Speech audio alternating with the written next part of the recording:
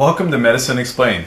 This is where we go over special topics in medicine and we try to learn something that's very important.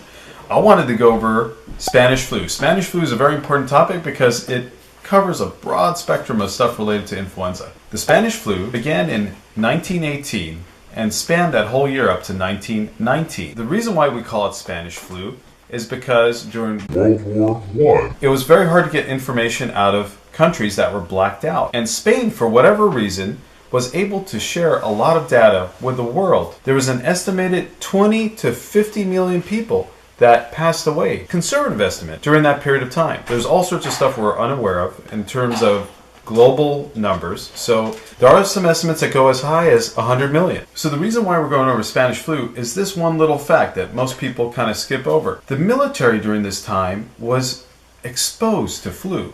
And the issue was because of tight quarters and the fact that you couldn't really move around too much within all the ships and stuff that were moving across the ocean, people were getting the infection faster than in the general population. The military had to come up with a strategy to fix this, otherwise they would have lost the war.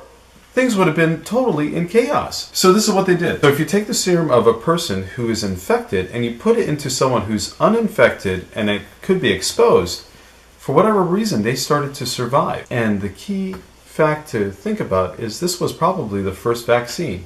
Not a perfect vaccine because it's serum, but still an effective vaccine.